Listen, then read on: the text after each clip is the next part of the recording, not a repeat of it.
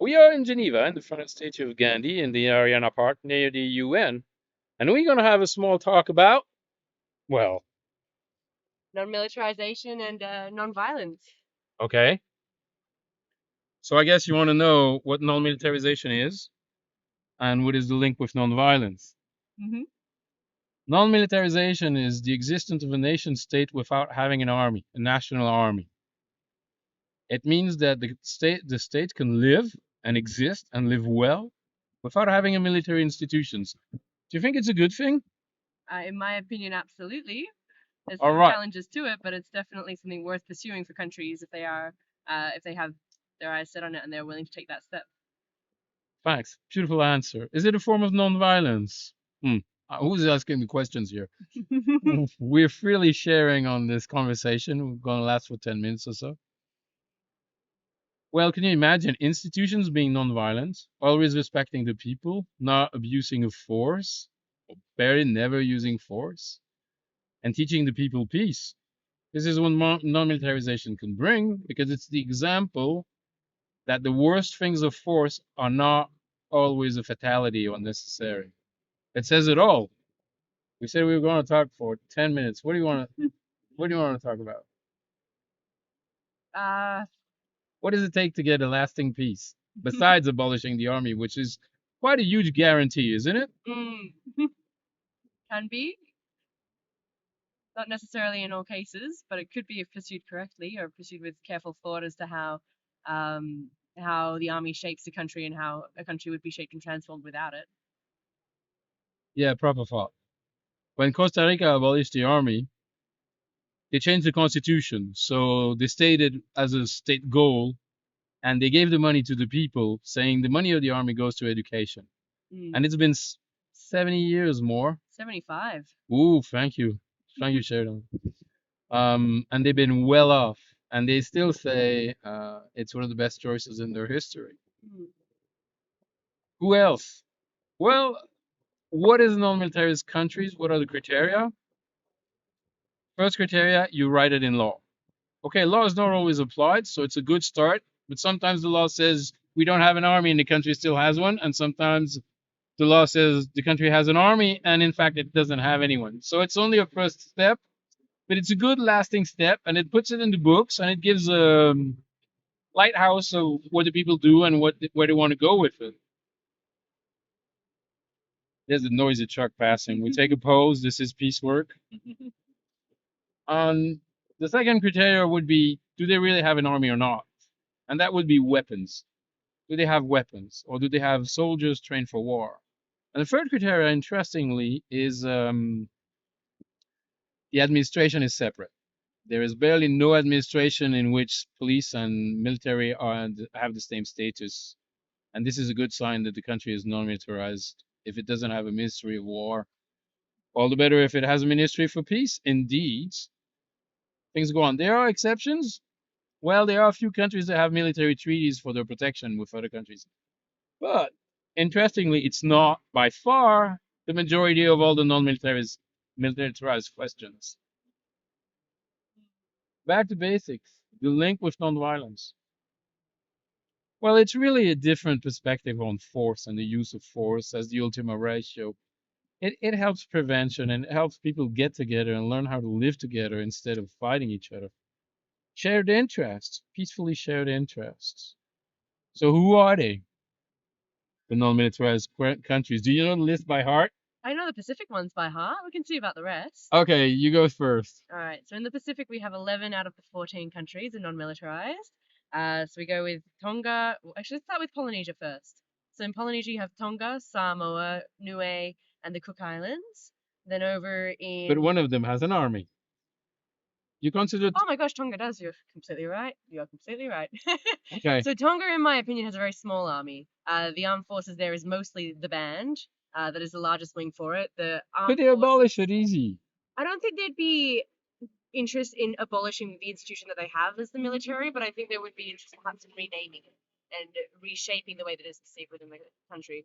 The purpose of His Majesty's Armed Forces, which is the military in Tonga, is to provide assistance with humanitarian search and rescue operations out in the remote parts of Tonga, to transport essential supplies up to Vavau and the other outer islands, and then to provide communications linkages with other neighboring countries.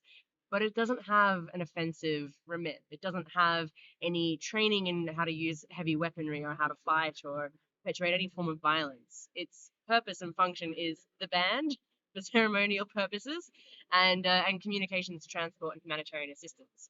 So whilst Tonga technically very well does have an armed forces of its own, it's one that I really struggle to conceptualize as a traditional military. So you're really telling me all it would take is to rename it? Look, that's in an ideal world. I think there would need to be some cultural shift in how it's perceived, particularly across the Pacific region, given that Tonga is one of only 3 countries that does have a military. But I do think that it is definitely within the realm of possibility, and that there would be some interest for it. Okay, let's keep the geographic tour. The best parts of the world. All right. So then, if we go over to Melanesia next, we've got Vanuatu, which doesn't have a military but has got the Vanuatu Mobile Forces again, which is primarily involved in humanitarian assistance whenever there are natural disasters. There's the Solomon Islands. Yep. We then have Fiji, which has got a military, and Nauru, which does not. Then if we go up to Micronesia, we've got Federated States of Micronesia, Palau, Marshall Islands, Kiribati. Is there one other? What are we at there? We've got Micronesia, Marshall Islands, Palau, Kiribati, Nauru, Solomon Islands, Vanuatu, Cook Islands, Niue, Samoa. Samoa. Which one are we missing? Uh, And there's one other beautiful island which I cherish with all my heart and soul, but I cannot remember what it is off the top of my head. okay, well, Bougainville might because Bougainville is kind of thinking about having an independent process. Is there a chance that will happen? It's difficult with Bougainville. They've had recurring goals and desires to gain independence at different points in time, but the geographic climate between Bougainville and Papua and Solomons hasn't naturally facilitated that. But it is a very real possibility in the next few years that they will achieve that. I'm trying to see if we had the whole list. Well, on my list there is 11 of them out of 14, and I usually you count Papua Guinea in the Pacific Island countries. Papua New Guinea is definitely a Pacific Island nation for sure. Okay. It has very different demographics though to the rest of the region. Yeah. It is by far the largest at 8 million people, which is more than the population of the entire rest of the Pacific combined. It also has a massive shared land border with Indonesia, whereas all other Pacific Island nations are completely isolated within their own land territories. Okay, my turn. Go for it. We go to the Caribbean basin, Mhm. where we have Costa Rica already named. We have Panama, and we have the Windward Islands, St. Christophe and Nevis, going south, Dominica, St. Lucia, St. Vincent and the Grenadines, and Grenada. Now we go to Europe. Monaco, Andorra, Liechtenstein. Okay, 2 more. Vatican City State. 3 more. My mistake. Okay. Another one in the Italian sphere, Mm-hmm. San Marino. San Marino. And Iceland counted as Of Europe, course. and which is the biggest one geographically. Mm. Right. And we only miss one to go to 26, but we still don't know who's going to be 27th. And this is Mauritius, the only one in Africa. Mm. So we got the countries without armies. Can we get a world without armies? Well, come on. The United Nations Charter states that they want to end the scourge of war. And they also start that war, I mean it, is illegal. Countries are supposed to solve the conflicts peacefully and not to use threat of force towards each other. Okay, this has been 75 years ago already, and we haven't moved a little further. I mean, there's still plenty of wars, even genocides. Non-militarization could be a way ahead. What was your takeout of your master's degree on Pacific Island non-militarization? What's your personal takeout and the advantage for the world? I think in the Pacific Islands, I think it's an incredible region, particularly because each of these countries was born into non-militarization, with perhaps the exception of Vanuatu. They chose not to establish militaries upon gaining independence, some of them through public vote and through choice, such as the case with Kiribati, and others just simply never considered it, such as Samoa. But I think within Pacific Island nations, it deeply reflects the culture of peace, which you still see in traditional indigenous governance in the region today. I don't think that they have any need for militaries as it goes against the soul and the core of the people and who they are as inherently peaceful beings. And I think that's something that we tend to lose track of in the rest of the world, where no one in their own soul and in their own heart is someone who willingly and desirably perpetuates violence. That non-militarization in itself could be something to draw us back to who we are as a people. What would you say on that, though? Well, you're opening the spectrum. You talk about some people voting not to have an army. This hasn't been very frequent, but it did happen a few times. Mm-hmm. But I think you're also talking about a cultural will not to have an army. And probably this is what we have to carry on in the rest of the world if we really want to end the scourge of war. Do Mm. we? That is the question, right? Well, if we come to questions, you'll have to put yours in the commentaries of this videos because we're going to have, I guess, you got questions? Protectors? Mm. No, protector is not very good one. Most of the countries who have a protector have gotten it through the colonization process. Mm. And just for the record, there are 7 of them, 3 under the United States wing in the Pacific, which are Micronesia, Palau, and the Marshall Islands, where the United States is fully responsible for defense. Though it's a renewable contract, usually 10 years, though sometimes it's longer. And then we got 2 also in the Pacific under the New Zealand wing, Cook Islands and Niue. You got things to say about that? Yeah, both of Both, them all are 5 of legally them? independent, but voluntarily participate in the realm of New Zealand. That's the point. Voluntarily. They're autonomous states, no matter what, with or without an army. And this is important to understand that having an army or not is not also important to be an independent country. Our country is important. Yes, indeed, it's an political infrastructure that we use for soon 5 centuries. Mm. They go both within and without. They have a power on a territory and they have international powers as well. 2 more that have a protector. Monaco with France. It's a very old story, but it's there. There again, it's a treaty of friendship. And Andorra has a double treaty of friendship with both Spain and France. But the treaty says it's Andorra who has to call for help if help is needed, and there's no military dimension. But it's a protective contract. What would you say for the Association of American States Or like, with Costa Rica and with Panama? The role that that plays in providing mutual defense across the okay, American region. I did a research on the money invested 10 years ago, but I wish the figures are still there. But somebody does how many the United States of America, not of Brazil, spend on security development or security aid for all the countries in the American region.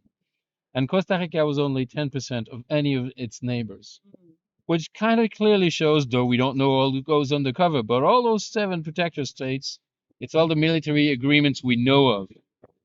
But this shows that the United States didn't give much to Costa Rica. And regarding Panama, which is an interesting historical story, it's the history of the countries without armies is full of beautiful, peaceful stories. But Panama managed, with the help of Jimmy Carter, to get the canal back. Not only to get the canal back, but to close all the bases, all the military bases the United States had around the Panama Canal. So there's no more U.S. bases in Panama.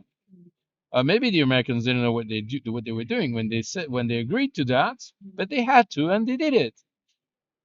You want to hear about the story of the Cold Wars? The only country who ever fought a nonviolent war I know of.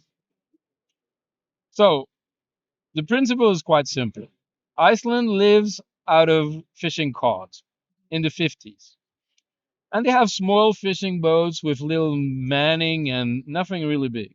The German and the Brits, the people from Great Britain, they come up with fishing factories, huge things. They frost the fridge, the fish right away. I'm vegetarian, sorry. And they do this in Icelandic waters. So the Icelanders, they say, no, that doesn't fit. You're stealing our food off of us. So they extend their territorial waters from 2 miles to 50 or 12, 12 first, 50, and 200 in the end. Lasts 20 years. And they invent a huge cutter. And they attack the trawler fish, the trawler boats to cut the trawler. And well, it's war. Two persons died by accidents during some of those. A cable snapped once, and another one got an electric shock from whatever happened. But they won. Iceland won. They lost at the International Court of Justice, but they won in Montego Bay when the Law of the Sea Treaty was adopted in 1982. And now any country has a 200 nautical zone where he can fish or give permits to fish to whoever wants it. Is there a lot of illegal fishing in the Pacific? Absolutely. Yeah, they're depleting the sea. And it's a climate change problem. For sure. I mean, the Pacific Island nations are some of the lowest lying in the world, with Kiribati and particularly Tuvalu with only 5 meters elevation at its highest point. These countries are very vulnerable to climate change, very susceptible to it. Would there be a link between non-militarization and climate change?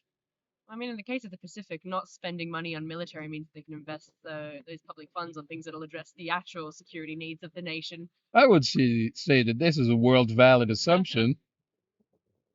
Yeah, clearly. But there's also another thing that's quite important. Climate change needs to be mitigated.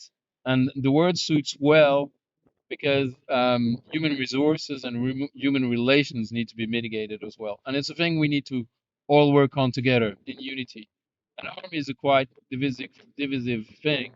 I mean, there is hierarchy, which is divisive, and there is also a natural tendency of army to think in conflict-minded approaches. And this is one of the reasons why non-militarization is so interesting because it hires the possibility for cooperation and it diminishes kind of the conflict lid that we have over humanity and we've been having for so long.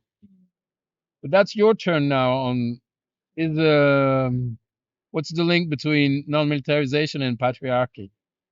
And patriarchy. That's a bit of an odd question to throw there. Are you hinting at something in particular? Well, of course. I mean, the military first they take young men, Hmm. which don't always have critical thinking, and then they try to obey, so they don't raise their critical thinking. Plus, it's teaching men a form of violence. And this is no good for women, no matter what you say. Teaching violence to anyone is no good for anyone. Hmm. So I think they're all links because we can defer a part of that violence if less men go into making it professional violence. Or at least violent violence, because peace by peaceful means sometimes requires a lot of compassion, but courage, and I'll give a word for conscientious objectors who refuse to learn to kill and who refuse to solve conflicts violently. You want to have the last word? I think I'm all good. So, dear readers, listeners, we're going to leave the questions for the commentaries wherever and whenever this video will be published.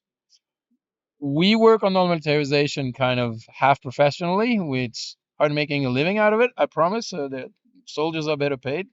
It's unfair, but we'll most likely have at least reason, if not the last word, on the issue. Peace is made for everybody. It's a human right, and we need everybody to work at it. You too. Hope you enjoyed the video, and see you soon again for a non-militarization series. Thank you. Bye bye.